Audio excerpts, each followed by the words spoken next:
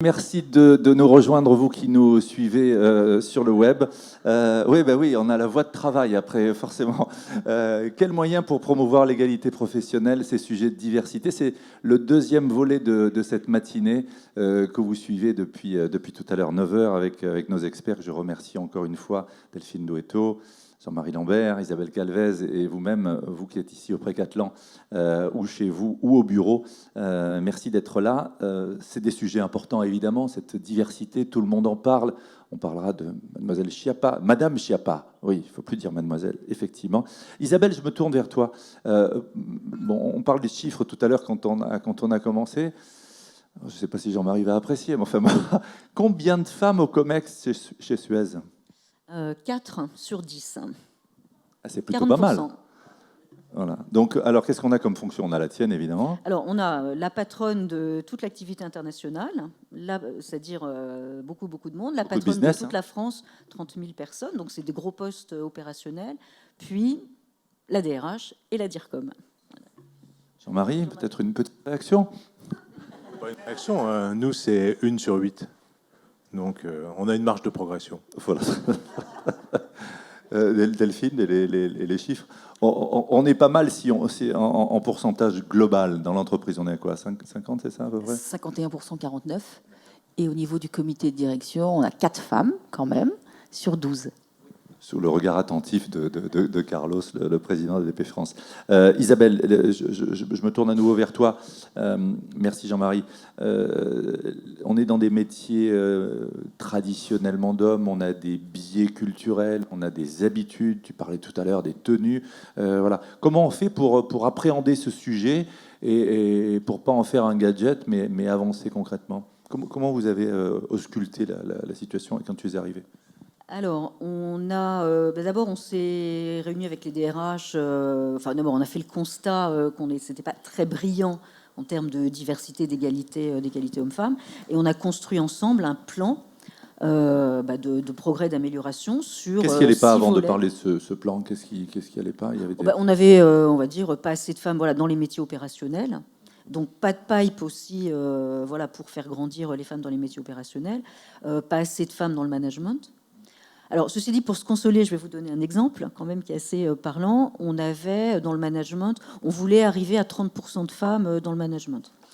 Et on se disait quand même, Suez, boîte traditionnelle, française, nanana, on n'est pas très bon. On achète une filiale de GE, on achète GE Water. Et là, on se dit, non mais là, ils vont être excellentissimes. C'était pire. Mais pire, quand je dis pire, c'est les plus mauvais. Donc là, dans le classement des Donc ils vous ont fait descendre? Ils nous ont fait descendre dramatiquement, et c'est les plus mauvais. Donc des fois, c'est pas toujours les boîtes qui font le plus de communication en la matière qui sont les plus. C'est ce que disait Jean-Marie tout à l'heure, ce qu'on affiche par rapport à ce qu'on fait. Donc voilà, donc on a fait un plan avec les DRH en disant on a 6 volets. Tout ce qui touche au recrutement, donc on va avoir des mesures pratiques sur le recrutement. Tout ce qui touche à la rétention des femmes, un environnement de travail favorable aux femmes. Tout ce qui touche à la réduction des écarts salariaux. Parce que là, avant d'entrer un peu dans les détails sur ce que vous avez fait, c'est encore une fois, comme la qualité de vie au travail tout à l'heure, tu le précisais, vraiment des enjeux d'attractivité. Se dire, on cherche des talents. D'attractivité, de rétention, il faut que l'environnement. Donc en fait, on a établi 6 volets et on a dit chaque BU, chaque pays doit faire son propre plan adapté à sa culture. Ça ne va pas être les mêmes actions au Middle East qu'aux États-Unis ou en Australie, mais chaque DRH, chaque pays va faire son plan d'action sur ces 6 critères, sur ces 6 plans. Et puis et on va tous progresser et on va monitorer régulièrement tous les 3 mois. On a un séminaire tous ensemble, on se voit et on monitore les progrès. Et finalement, on voit qu'on progresse à partir du moment où on compte. Où on regarde les chiffres, on regarde des indicateurs, et puis on a un plan quand même par thématique qui est bien organisé, on voit qu'on arrive à progresser. Alors les 6 points dont tu parlais, là, les 6 volets, on peut parler de certains d'entre eux? On a le recrutement, donc le recrutement, on a dit le recrutement des managers femmes sur des métiers opérationnels, parce que recruter des femmes dans la finance, les RH, machin, c'est facile, mais dans nos métiers opérationnels, donc systématiquement dans tous les recrutements, on a dit on veut systématiquement un nombre de femmes dans la shortlist. Alors 50% si on peut, mais enfin en tout cas des femmes systématiquement dans les shortlists. On féminise tous les intitulés de poste. Ça a l'air de rien, mais les intitulés, ils sont toujours au masculin, entre parenthèses homme-femme. Oui, donc dans l'annonce même. Dans l'annonce même, on a un biais qui est que le titre, il est toujours au masculin, directeur de projet, homme-femme. Ben non, directeur, directrice de projet. Bon. Enfin, c'est un petit détail, mais ça a son importance. Et oui, dans la perception, en fait. Hein. Et y compris dans les chauffeurs, chauffeuses. Ben oui, mais chauffeur de camion, aucune femme. Alors ça peut prêter à confusion, chauffeuse. Hein. C'est pour ça non, mais chauffeuse, bah ouais, mais. Bon, voilà, non, mais. Oui, mais là. Parler du théâtre, évidemment, bien sûr. Voilà, donc c'est un petit détail. Donc en fait, en termes de recrutement, des objectifs, des femmes dans les shortlists. Bon, après, sur la rétention, les conditions de travail, flexibilité, améliorer tout ça, les conditions de travail, on en a parlé tout à l'heure. Tout ce qui est promotion, parce qu'on se rend compte, le problème, c'est la promotion. On recrute des femmes, mais après, plafond de verre. Voilà. Donc, people review spécifique pour les femmes. On a fait une people review. 600 talents féminins, on va les monitorer partout dans le monde, on va les suivre. Du coaching, de l'aide, enfin voilà, du soutien. On fait vraiment des tas de choses. Après, il y a tout ce qui tourne autour de la culture. Comment on met en place une culture aussi qui est favorable aux femmes. On a fait un petit guide, je l'ai amené pour vous le montrer, non au sexisme ordinaire. On explique ce que c'est que le sexisme, ce que c'est que le harcèlement sexuel. Enfin, voilà, petit guide pour le management qu'on a traduit dans toutes les langues, qu'on a diffusé partout. Oui, avec plein de petites BD, BD, ouais, c'est ça. BD, voilà, intéressantes, mais qui dit bien les choses. Il y a tout, hein. Il y a Que dit la loi, les manifestations polymorphes, les manifestations, le sexisme ordinaire, voilà, comment ça se manifeste, parce que des gens souvent n'ont pas conscience, enfin, sont pas forcément mal intentionnés, mais voilà, n'ont pas conscience, c'est habituel. Alors, voilà, oui, par rapport à ce que tu dis, il y a les remarques et les blagues sexistes, et on a le sexisme bienveillant aussi. Voilà. Oui, donc c'est des gens qui n'ont pas forcément conscience, mais qui... Ma petite dame, oh, non, mais on va t'aider, t'es trop... Enfin voilà, il y a plein de choses, il y a plein de biais voilà, pour les femmes, donc on travaille là-dessus. Beaucoup de communication, journée de la femme, on fait prendre la parole à des femmes. En quoi, justement, chez Suez, des femmes managers soutiennent la planète, s'engagent pour les ressources, voilà. Du développement de carrière, enfin voilà, donc on a un plan et tous les DRH travaillent là-dessus, mettent en place leur réseau féminin. On va voir comment justement tout ça est mis en place. Et ça progresse.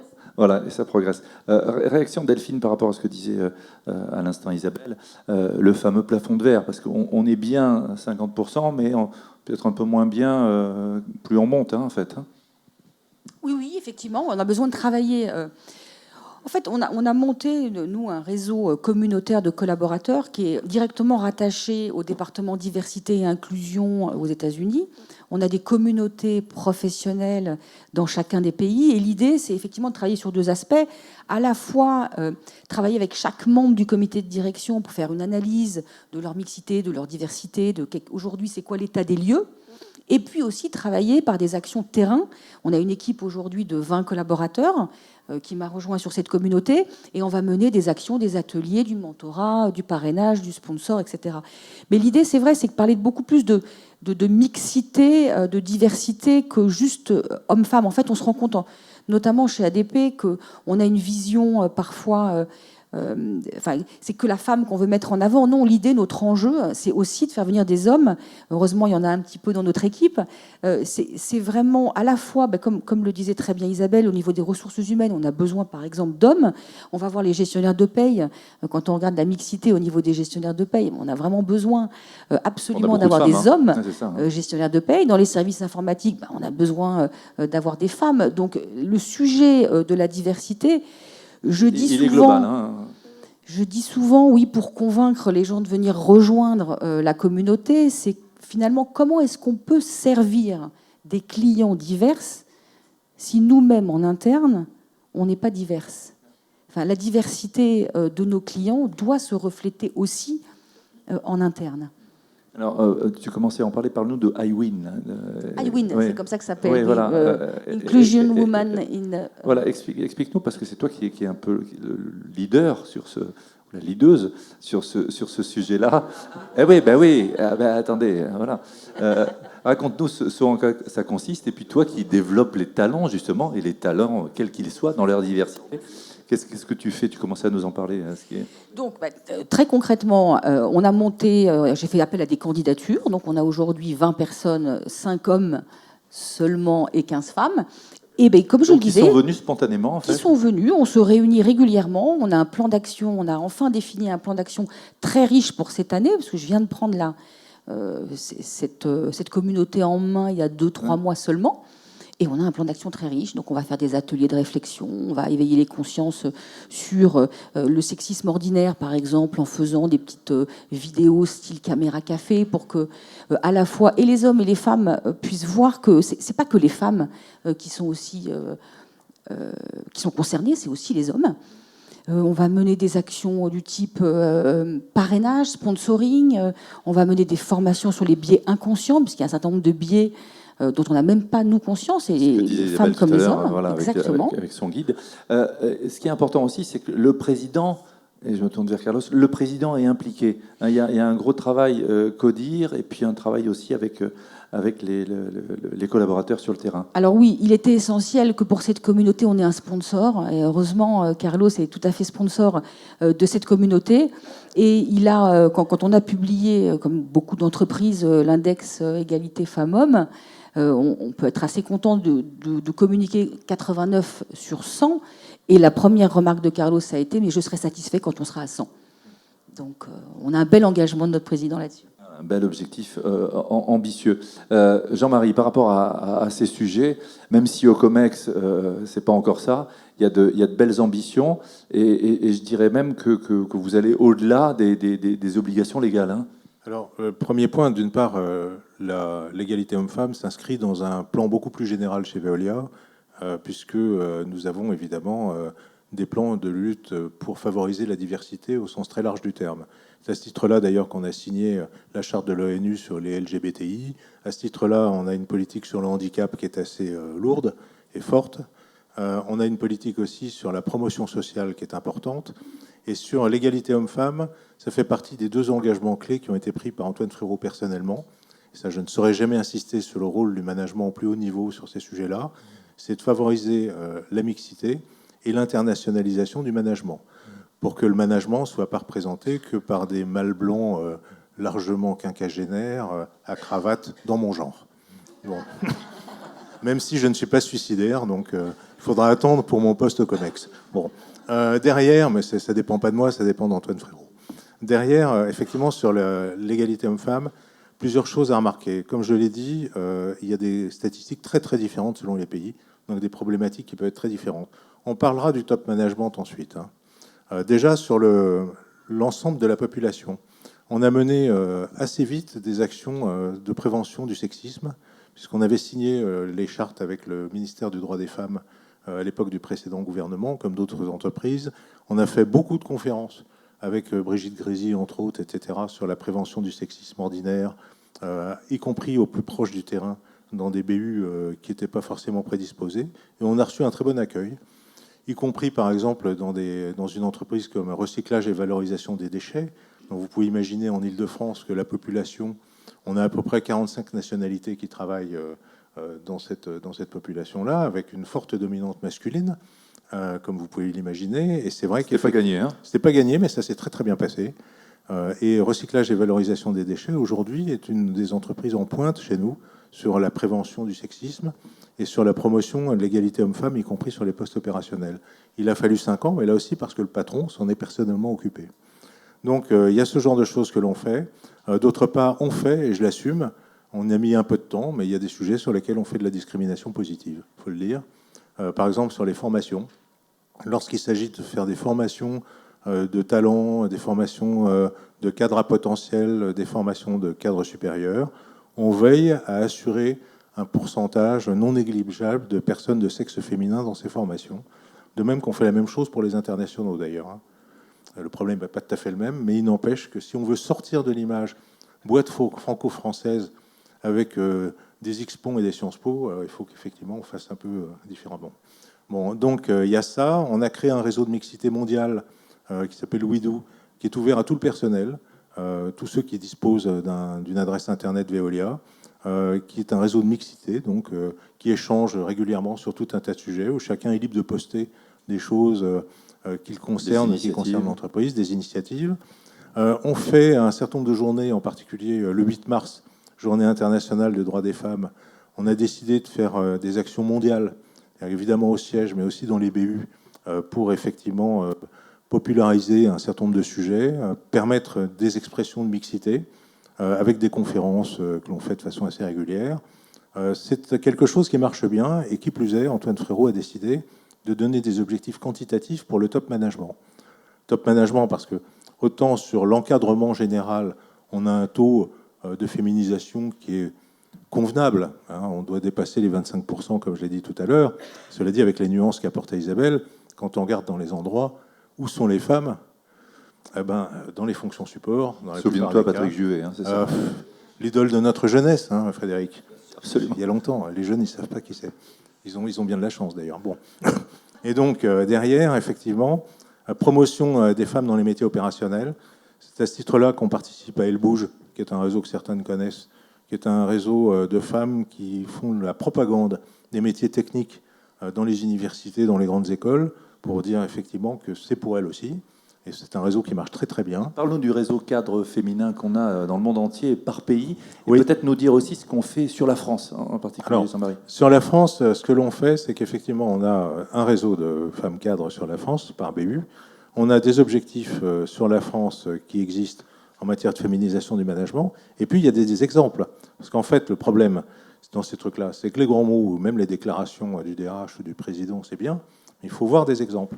Quand, par exemple, on a décidé de remplacer le patron de la Propreté France par une femme qui venait d'ailleurs de Dubaï, donc une femme qui a fait de l'international, qui est jeune et qui remplace le patron de la propreté dans un métier dit masculin, ça a valeur d'exemple. Quand on remplace un patron de région par une femme, ça a valeur d'exemple. C'est ce genre de choses, parce qu'en fait, sur ce sujet-là, comme sur d'autres, il y a la foi et les œuvres. C'est-à-dire que les gens, ils veulent voir vraiment ce qui se passe, ils veulent qu'on quantifie et qu'on compte. Ils veulent voir des têtes, ils veulent voir aussi des chiffres.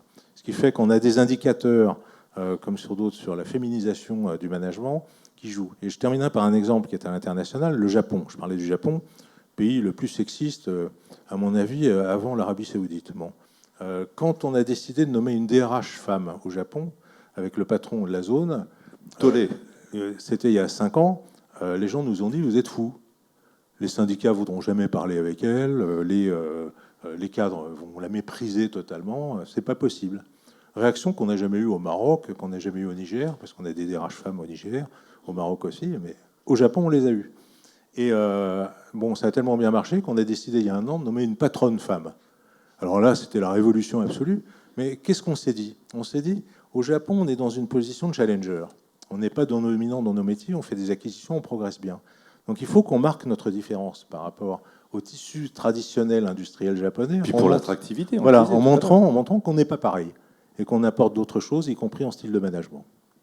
Isabelle, chez toi, on est dans la posture de féminiser des métiers et les conditions de travail dans des métiers qui sont traditionnellement des métiers d'hommes. Pas évident, compliqué. Donc tu commences à nous parler d'actions qui ont été menées. Sur la féminisation, on en a parlé tout à l'heure, hein, ne serait-ce qu'aménager les locaux, changer les tenues, enfin les questions sur les tenues, c'est incroyable. Les femmes, on leur donne les mêmes équipements que pour les hommes, donc ça peut pas fonctionner. Voilà, donc il y a pas mal de choses concrètes qui sont. Il faut donner confiance en fait aux femmes, donc, parce que toi tu donnes l'exemple aussi, mais j'allais dire il y a des biais ou une autocensure, parce que surtout dans des métiers comme les vôtres et dans des entreprises comme les vôtres, avec la culture, avec des habitudes, une tradition. Alors, il faut effectivement donner confiance. Donc, on a des tas de programmes, comme chez toi, d'accompagnement qui donnent confiance. Il faut aussi que le management soit très volontariste. Je vais vous donner un exemple. On a, sur la France, comme pour toi, dans les déchets, on a maintenant 35% de femmes dans le management. Les déchets, il n'y a pas plus masculin que les déchets. On a réussi, parce que le patron était engagé, on avait une DRH formidable sur les déchets en France, à avoir 35% de femmes dans le management. Donc, on ne peut pas dire que dans les déchets, ce n'est pas possible. Et j'ai les patrons de l'Allemagne et des RH de l'Allemagne qui m'expliquent tous les jours que c'est pas possible. Il leur dit oui, c'est possible, la preuve, on l'a fait. C'est possible, regardez la France, ça fait oui, mais c'est pas possible, l'Allemagne, les crèches, gna gna gna gna gna. Bon. Donc en fait, il faut lutter aussi tous les jours. voilà, pour dire, mais si, c'est possible. C'est pas des métiers qui sont complètement où on doit exclure les femmes. Donc en interne, c'est aussi une lutte culturelle avec les pays, comme tu dis. Et plus on aura de pays, plus on aura d'exemples comme quoi c'est possible, plus voilà, il y a un moment où le management va quand même être obligé de reconnaître que si c'est possible, il faut juste qu'ils changent leur mindset et leur façon de faire. Et là, on a le lien que tu faisais tout à l'heure avec le well-being, avec la qualité de vie au travail, c'est-à-dire adapter les locaux, adapter... Oui, et puis les femmes en Allemagne, on sait qu'il y a un problème de garde d'enfants, c'est très compliqué en Allemagne. Et il faut que les jobs soient adaptés, qu'elles puissent faire du télétravail, les managers femmes, enfin, qu'elles puissent s'organiser, qu'il y ait de la flexibilité. Donc, mais si l'entreprise ne veut pas donner cette flexibilité, c'est sûr qu'on n'aura jamais de femmes dans le management. Donc. Comment on fait, tu commençais à en parler tout à l'heure, pour lutter contre la perception qui est bien ancrée de pénibilité de ces métiers? Parce que là encore, les femmes se disent... Ouais, non, je vais pas aller là parce que je vais pas y arriver. Ou c'est pas la même chose que quand on est gestionnaire de paye. On est dans des métiers de service. Là, on est dans des métiers.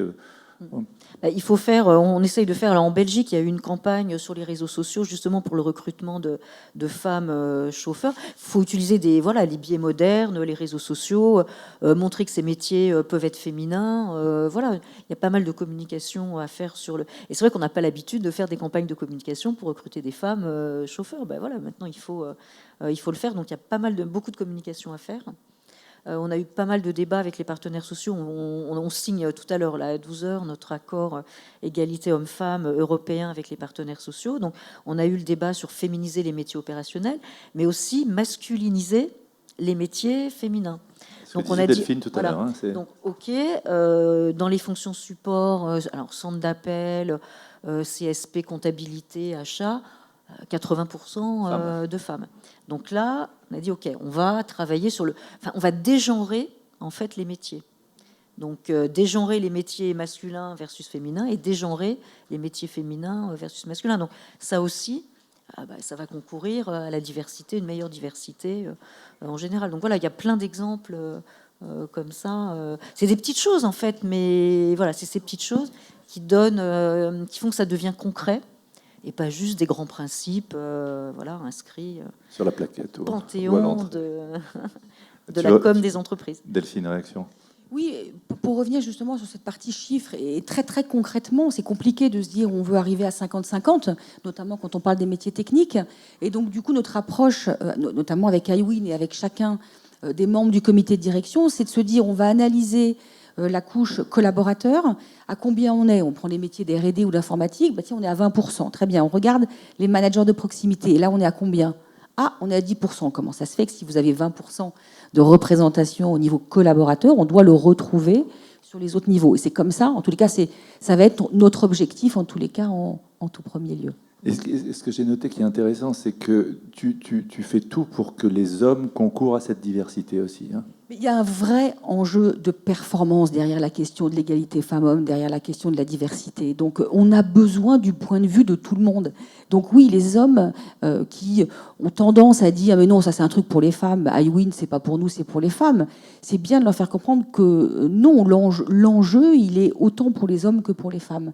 Et quand on entend, et ça m'est arrivé, ça m'est remonté aux oreilles il y a quelques jours, un homme qui disait mais quand j'ai voulu poser mon congé paternité, on m'a regardé en me disant non mais attends, qu'est-ce que tu vas faire, et pourquoi tu vas poser ton congé paternité? Donc il y a un vrai enjeu autant pour les hommes que pour les femmes sur cette question. Réaction Isabelle par rapport à ça? Dans le guide du sexisme, on a fait tout un volet là-dessus, le sexisme contre les hommes qui prennent des congés paternité, qui le matin accompagnent leurs enfants à l'école ou vont les chercher. Il y a tout un volet là-dessus. Le sexisme, ça s'applique aussi aux hommes. Alors, je voudrais que tu parles de l'index, Isabelle, puisqu'on en parlait tout à l'heure avec Delphine. L'index, on a tous publié nos résultats. Donc, vous savez qu'en France, on publie un index. Les entreprises là, de plus de 250 personnes devaient publier leurs résultats sur un certain nombre de critères. Puis le premier, là. Et donc, sur 100, nous, on est sorti à 84, sur 100. Voilà. Jean-Marie? Pareil. Donc, je pense pour les mêmes raisons, avec des nuances. D'ailleurs, on a eu des surprises, puisqu'on a une myriade d'entreprises. On voit aussi qu'il y a effectivement des entreprises dans lesquelles on ne s'attendait pas qu'elles aient d'aussi bons résultats, paradoxalement. En fait, ce qui nous plombe le plus souvent, c'est le pourcentage de femmes dans les plus hautes rémunérations. C'est ça. Donc on perd 10 points, déjà. Et ensuite, il y a ces variables. Oui, tu veux réagir, Isabelle?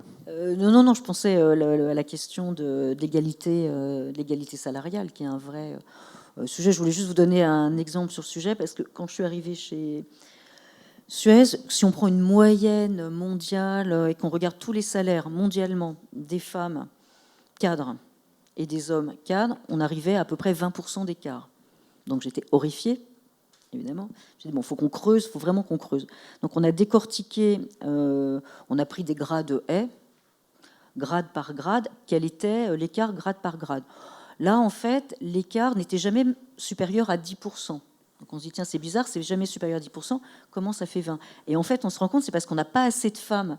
Tant qu'on n'a pas assez de femmes dans les postes et qu'on a beaucoup d'hommes, forcément, les salaires s'aplatissent. Donc on a peu de femmes. On a vu qu'en moyenne, elles avaient 4 ans de moins en moyenne, donc plus juniors. Donc plutôt dans chaque grade, plutôt en bas, et puis pas assez. Et dans les grades juniors, en fait, des jeunes cadres, là où on a 50% de femmes, 50% d'hommes, il n'y a plus d'écart salarial. Donc en fait, la solution pour comment réduire les inégalités salariales, c'est la promotion. Il faut avoir, quand on aura 50% de femmes ou même 40%, je pense qu'on n'aura plus d'inégalités salariales. Mais là, la masse d'hommes écrase. On a exactement le même constat, c'est-à-dire qu'à poste équivalent, à niveau de poste équivalent, il n'y a pas d'écart. En revanche, effectivement, on a aujourd'hui, si je prends les 500 principaux cadres de Veolia, il y a 18% de femmes dans les 500 principaux cadres, ce qui fait qu'Antoine Frérot a pris une décision très lourde de sens. Dans les 5 ans, on doit passer à 30%. Ce qui veut dire que, pour être très clair, j'ai eu d'ailleurs un certain nombre de cadres qui sont venus me voir en me disant, bon, Jean-Marie, j'ai 50 ans, je suis français, est-ce que j'ai encore un avenir dans le groupe? Ah oui, je lui dis, bienvenue au club. De toute façon, on va effectivement gérer ça, parce que c'est un objectif qui est fort, de même qu'il a donné aussi des objectifs forts, c'est pour ça français, je disais, sur l'internationalisation des 500 principaux cadres. Parce qu'aujourd'hui, il considère, à juste titre, qu'on n'a pas assez de cadres internationaux et pas assez de cadres féminins. C'est ça aussi la diversité. Femmes internationales, ça compte pas pour deux, donc dans les stats. Mais donc derrière, effectivement, ça veut dire en matière de ressources humaines que c'est un engagement très lourd. Ça veut dire que les promotions, les passages, etc., on doit effectivement systématiquement proposer des femmes parmi les promotions, systématiquement, effectivement, les mettre en condition d'eux aussi. Donc effectivement, on ne sortira de cette situation-là qu'à partir du moment où, effectivement, on a des actes volontaristes portés au plus haut niveau de l'entreprise. Isabelle, la loi Schiappa, qu'est-ce que ton avis, Madame Schiappa? Alors, la loi Schiappa sur l'émancipation économique, il y a un point qui sûrement va faire beaucoup débat, c'est la question des quotas dans les instances exécutives des entreprises, mais moi je suis pour. Parce que je me dis, ça a très bien marché pour les conseils d'administration. À l'époque, quand il y a eu la loi Copé-Zimmermann qui disait qu'il fallait 40% de femmes dans les conseils, tout le monde a hurlé en disant « Ah, mais c'est pas possible, on n'y arrivera jamais, blablabla ». 10 ans après, on est parfaitement arrivé. Moi, je trouve que ça a marché. Et je pense que dans les comités exécutifs, oui, moi, je n'ai rien contre les quotas. Il faut donner un petit peu de délai, comme ça s'est passé pour les conseils d'administration. Mais je pense que maintenant, finalement, les quotas, ça marche. Et puis c'est ça qui nous oblige à être volontaristes, créer du pipeline, promouvoir les femmes. Donc moi je suis plutôt d'accord avec ça. Jean-Marie et Delphine, réaction par rapport à... Je vais exprimer une légère réserve. En termes élégants, ces choses-là sont dites. Autant sur les conseils d'administration, c'est pas la même chose. C'est très important au conseil d'administration, mais ça ne reflète pas la structure managériale et la pyramide managériale de l'entreprise. Je suis plus favorable au fait que l'on fasse, comme on le fait, des quotas de progression sur le top management. Ensuite, après, sur les instances de direction, ça doit être quand même le primat des compétences. Certes, en favorisant les femmes, bien entendu, ce qu'on fait, mais il n'empêche que mettre des quotas là-dedans, c'est un autre sujet. Alors autant, moi, je considère, on me pose souvent la question, pourquoi vous faites ça, politique de mixité, etc. Bon, nous, on fait ça parce qu'on considère que c'est normal. On considère que c'est normal. Il n'y a même pas de question philosophique ou métaphysique à se faire. C'est normal, de même que promouvoir la diversité, la mixité sociale, c'est normal. L'internationalisation, c'est normal. Et si on veut effectivement, et on revient sur la QVT, faire en sorte que tout le monde soit à l'aise dans l'entreprise, ça veut dire qu'il faut que les gens se soient respectés, considérés dans leur identité. Et donc, il faut effectivement qu'on traite tout cela. Après, le vrai problème, c'est que ça ne veut pas dire pour autant qu'il y a des meilleurs managements en fonction du sexe, de la race et de la religion des uns et des autres. Ce n'est pas le sujet. le sujet, moi j'avoue que je m'évertue à lutter contre les bienfaits d'un management féminin ou d'un management masculin. Tout ça, passez-moi l'expression, c'est du bullshit. Ce qui compte, c'est une politique d'entreprise et c'est dans le fait que tout le monde se sente à l'aise particulièrement. Je connais des femmes managers qui sont aussi atroces et caporalistes que certains garçons. Je connais des garçons managers aussi gentils et suaves que ce que l'on prête parfois aux femmes, à tort ou à raison. Donc ça ne veut rien dire. Ouais. En revanche, ce qu'il faut, c'est que tout le monde se sente à sa place. Pour ce qui concerne les quotas dans les comités de direction, je pense qu'il faut laisser ça aux entreprises, qu'il faut laisser aux entreprises le soin de le gérer. Après, ça sera une question d'attractivité. Celles qui voudront promouvoir les femmes, l'international, etc., auront des facteurs d'attractivité que d'autres n'auront pas et que le meilleur gagne. Delphine, par rapport à ces sujets et la loi Schiappa. Ouais, moi j'ai envie de dire, je suis un peu entre les deux, c'est-à-dire que... Ben oui, mais... Non, c'est pas ça, c'est que finalement, ça nous pose aussi... en termes comment dire, pour les hommes, pour parler que les hommes, quand on parle de quotas, quand on oblige, on va prendre une femme parce que c'est une femme, ben on arrive à des réflexions des hommes qui du coup ne s'impliquent pas sur ce sujet et qui disent on t'a prise parce que tu es une femme, pas parce que tu es compétente. Donc il y a un vrai... oui, on choisit une femme, mais à compétence égale. L'idée, c'est pour ça que je suis un peu entre les deux. Et quand on regarde l'étude Workforce View, là encore, et qu'on interroge les salariés sur cette question, finalement, ils sont, en tous les cas en France particulièrement, pas très impliqués sur ce sujet. Et ce que j'entends aujourd'hui, depuis que je suis sur iWin, c'est un petit peu ça, c'est que la discrimination positive, forcer la femme parce que c'est une femme, ça, non. Donc il y a une communication, un accompagnement à faire pour dire que c'est bien à compétence égale. Oui, Jean-Marie. Oui, ce qu'il faut, c'est justement tout faire pour mettre les femmes en position de pouvoir prendre ces postes-là. Je pense que le vrai sujet, Isabelle l'a dit, c'est le problème des promotions.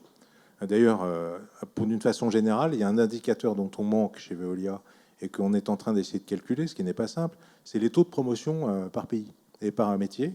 Parce qu'effectivement, le vrai marqueur de la capacité de l'entreprise à développer son personnel, quel que soit le sexe, etc., c'est le taux de promotion.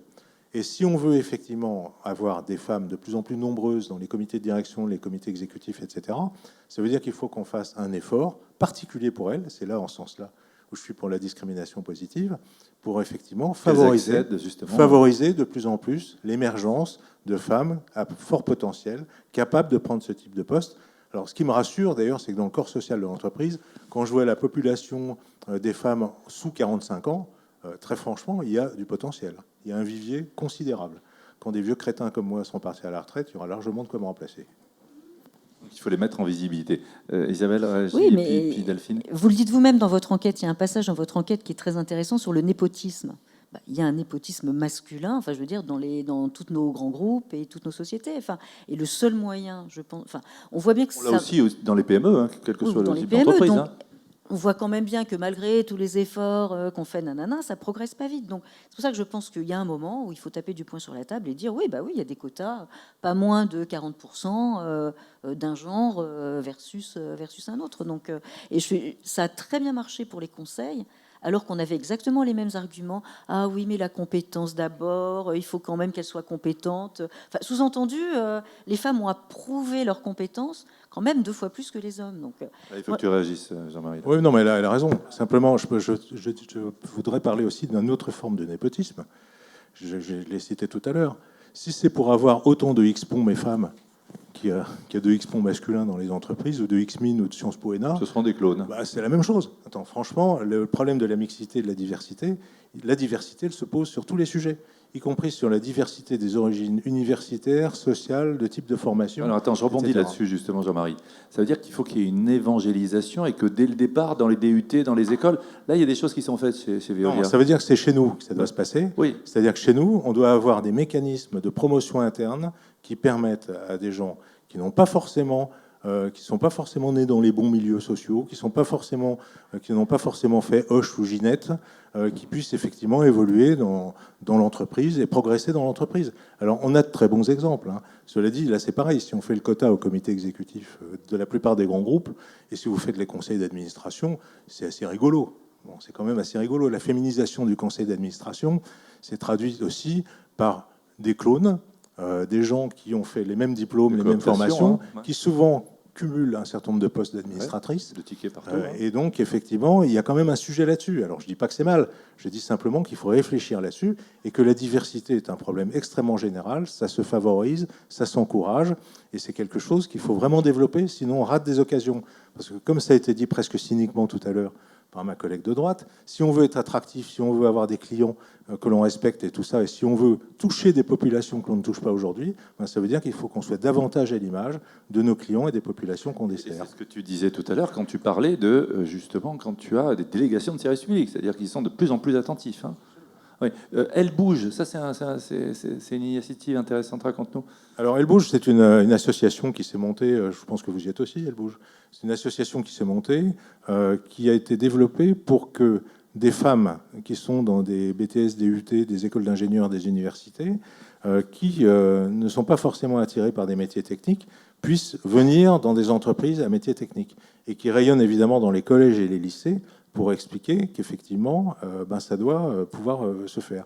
Alors, je vous donne une anecdote. Quand je suis arrivé à la Compagnie Générale des Eaux, vieille maison historique, rue d'Anjou à l'époque, en 2003, j'étais un peu étonné du fait que, par rapport à ce que j'ai connu chez Vinci, je voyais moins de femmes sur le terrain. Donc, je me suis dit, dans la construction, je pensais que c'était sexiste, mais j'ai trouvé encore mieux, c'est la flotte.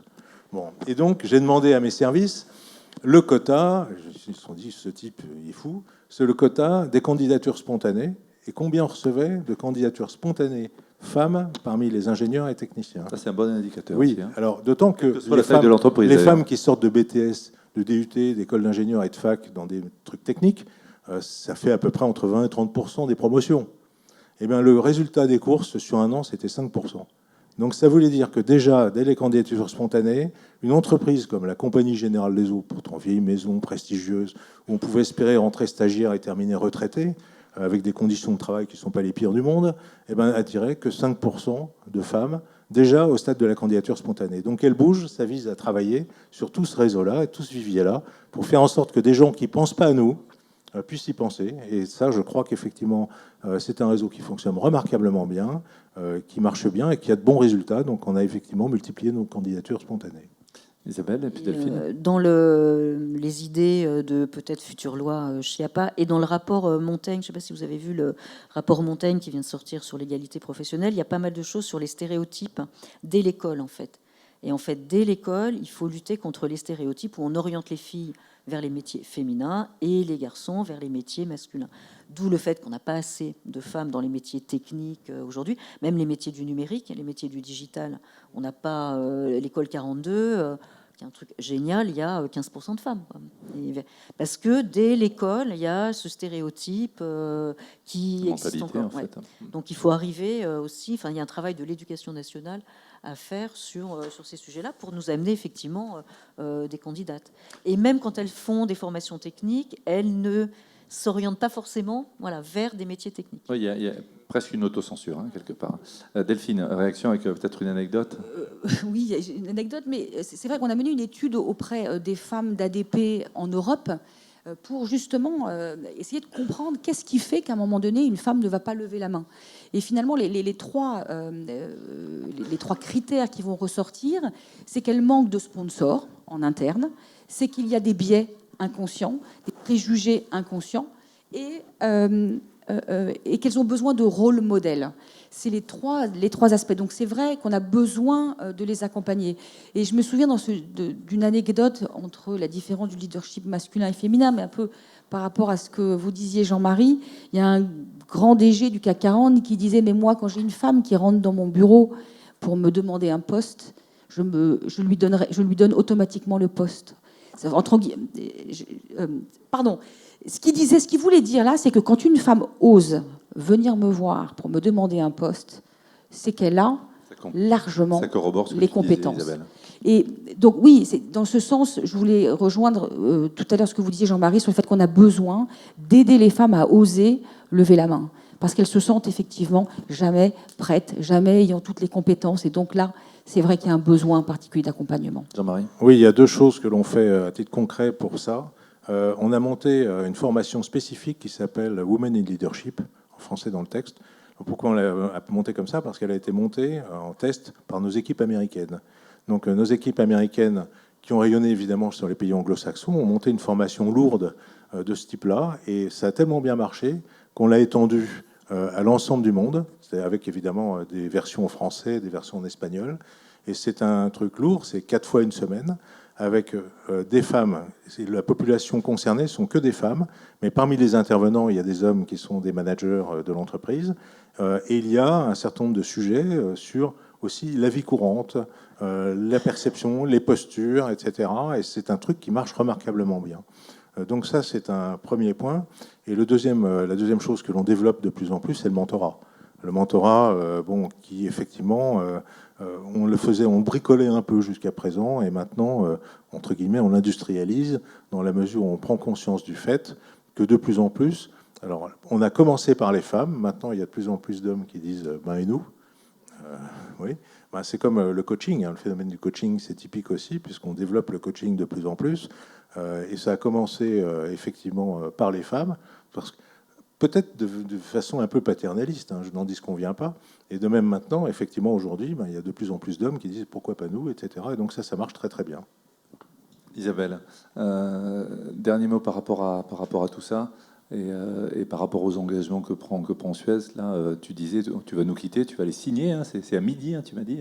Oui, on signe en grande pompe dans le renouvellement de notre accord égalité hommes-femmes qu'on a négocié avec les partenaires sociaux, avec l'EPSU, enfin la Fédération européenne du monde du service, et puis qu'on entend élargir au monde entier par application volontaire, des BU internationales. Non, deux choses. Le côté rôle modèle, ça c'est quand même important. Nous, on a la chance d'avoir patronne de toutes les activités France, c'est une femme. Donc, mine de rien, ça facilite quand même, pour les femmes, oser demander, oser...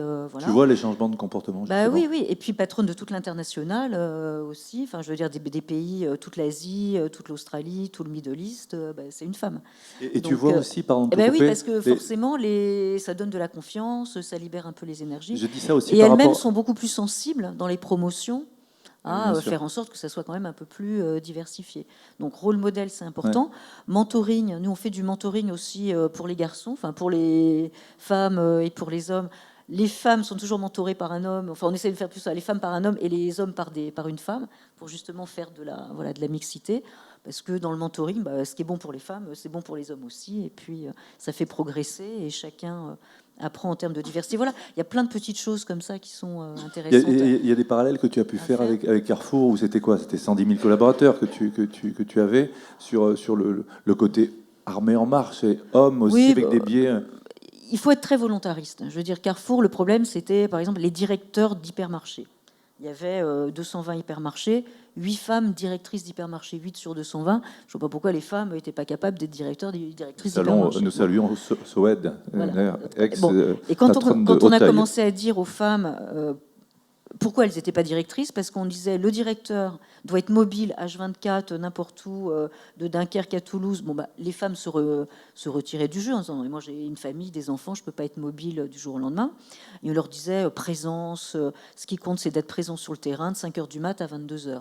Les femmes disaient c'est bien gentil. Quand on a dit non, les mobilités elles seront concertées uniquement période scolaire et que si vous êtes d'accord, on ne vous changera pas de bassin d'emploi si vous n'êtes pas d'accord. Et quand on a dit non, mais il faut arrêter la présence, ce qui compte, c'est la performance, puis vous avez des adjoints, puis vous avez qu'à bien vous organiser avec votre équipe de management, et clac, subitement, on a libéré complètement le truc et on a eu des femmes directrices de magasins. Donc l'organisation du travail, on revient au well-being, comment on repense l'organisation du travail, c'est ça qui est efficace aussi. Mais on a souvent organisé le travail. En fait, chez Carrefour, c'était très... autour des hommes, en fait. Voilà, autour des hommes. Dernier mot, parce qu'on a parlé tout à l'heure, Jean-Marie, de cette raison d'être. Bruno Millon me disait tout à l'heure, la raison d'être de Michelin, c'est la meilleure façon d'avancer, c'est ça, Bruno? Celle de Veolia, si on devait la résumer, ça sera notre mode de conclusion. C'est difficile, parce qu'effectivement, la raison d'être de Veolia, ça fait une page et demie, que je ne connais pas par cœur quand même. Donc je ne vais pas vous la résumer, sinon ça serait trop long. Disons qu'il y a un slogan qui est ressourcer le monde, qui est le slogan historique de Veolia depuis quelques années. Mais ce n'est pas la raison d'être. La raison d'être, c'est le texte que je vous encourage à lire, qu'on trouve assez facilement. Voilà, et voilà une matinée qui nous a bien ressourcés. Je voudrais que vous les applaudissiez tous les trois. Merci infiniment, Isabelle Calvez.